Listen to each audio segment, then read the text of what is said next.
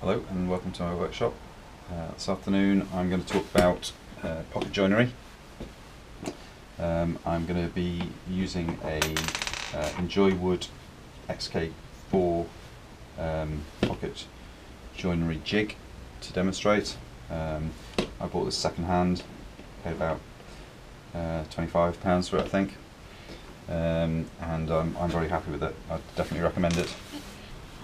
So why do we need pocket hole joinery? Well, if you're going to join two bits of wood at a right angle, which you quite often do when you're building a box or a cupboard or anything like that, you would traditionally drill in here and screw through. The problem being that you're screwing into end grain, which is very, very weak. The grain just splits apart around the screw, doesn't really hold it very tightly. And to make things worse, when you then use glue as a secondary holding device, you're using end grain glue as well, gluing on an end grain, which is the weakest type of joint, weakest type of glue joint. So all in all, just a very, very weak joint. So, but if you've got to do this, then you need to do it. So this is where the pocket hole comes in. So using the pocket hole jig, we're going to put some pocket holes in, and use special, what you need a special drill bit which leaves a flat bit at the end of the hole. Drill down in here and it leaves a flat bit at the end, which then exactly corresponds to the pocket hole screw, which again has got a flat bit on the bottom of the head, so that as you drive that into the hole, the flat part of the screw head meets directly onto the flat part of the end of the hole, and therefore you get complete and utter surface on surface matching and the ultimate driving force to keep it together. So this has obviously been dissected. This is not what it would look like, is this, but I just dissected that so you can see into the actual hole itself.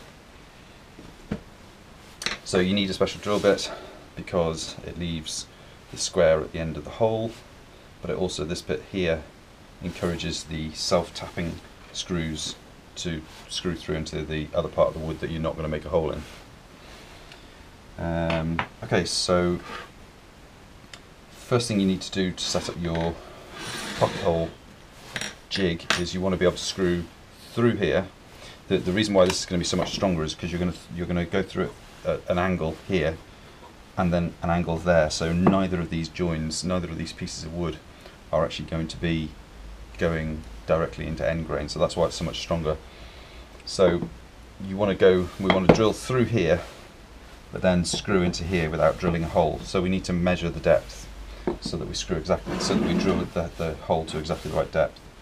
So there are fancy ways of doing this, but there's basically a scale up the side here as to the width, depth of the piece of wood that you're drilling, which is 21. So you go up here and set the scale to 21. Okay, and put your piece of wood into the jig. Close this up nice and tight. Okay, so you're ready to go. So we need to set the, before I do that, I need to set the drill depth. I should have done that first, sorry. So put your collar on, put your drill bit through any of these three holes, and you want the drill bit to stop just short of the bottom of the jig. You don't want it to go into the bottom of the jig.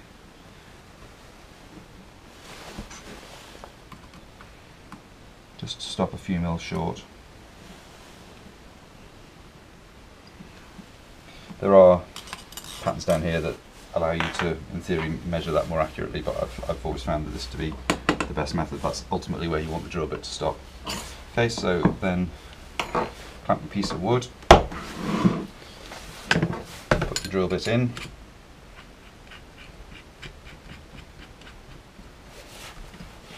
and I'm going to go with two holes here. You can use a combination of these three to have them spaced as much as you want, but I'm going to use these two outer ones.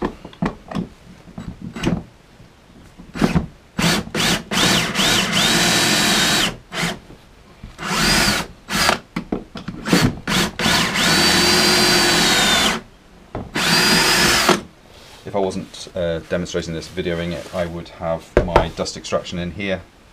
Should put all this dust out. Obviously it's very noisy, you can't really video while doing that, but yeah, that dust extraction works very well. So we've got two very neat pocket hole holes in there. So that's that for the jig. Now then, these aren't the most attractive to look at, so ideally you want to hide them, which if you're putting them underneath a cabinet or something like that, that's nice and easy. You also want to make sure that you're screwing at an angle into the main part of the wood, into the meat of the wood. What you wouldn't want to do is screw that way and come out here, because you've just got nothing to actually hold the screw, you've got no meat there. So you must be going into the main meat of the wood in order to gain the strength, so you want to go like that. I then need something that will hold this square while I'm screwing the screws in. You can buy specific pocket hole joinery clamps. I'm not sure if they're expensive or not, but if you've already got something that will hold your wood at a decent right angle, then why not?